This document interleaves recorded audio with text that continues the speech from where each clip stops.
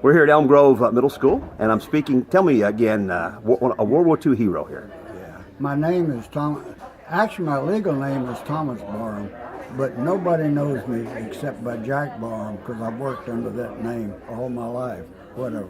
Anyway, I was in World War II in the Pacific, and when I went in the service, they put me on an LST that had a photo lab on it, and it was attached to the 1st Marine Division. And we left out of New Orleans and went through the canal and went to Hawaii, and then finally we ended up in a war there at Okinawa. And I waited ashore with the 1st Marine Division and photographed all the way through it until it was wrapped up. And there was a lot of stories I could tell you about that. And I used speed graphic at that time, a 4:5 speed graphic camera. And then later on, when I came home, I went to work for the Journal, and I used a 2.25 Nikon. Not the Nikon yet. It was Hasselblad.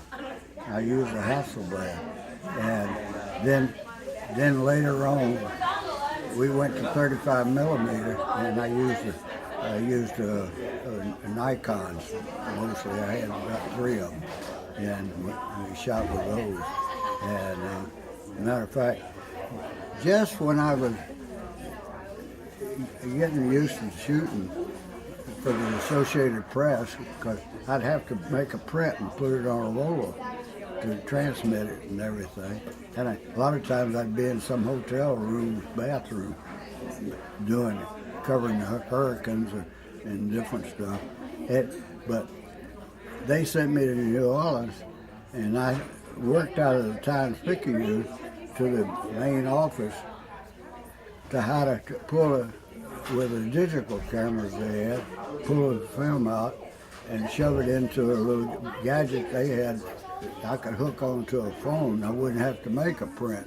I could transmit it direct to wherever it was, and I spent a week learning how to do it and got back to Freeport, and in 2 months I retired and never used it. But when you go back to World War II and what you were doing then, that was the years when? What years were you there? In 43, 44, 45. And then you came back after that, and Korea came about. But what happened then? Well,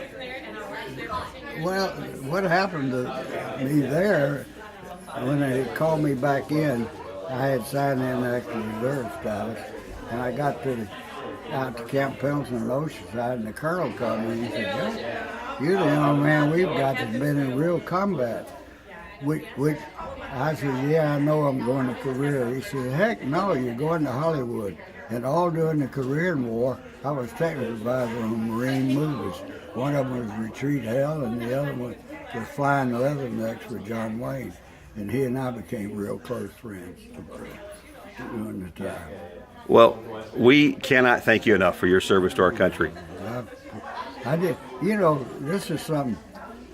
When we came home from World War II, I couldn't get on an airplane, and I finally got on a train from LA, and I got home at Christmas Eve from World War II on leave at that time.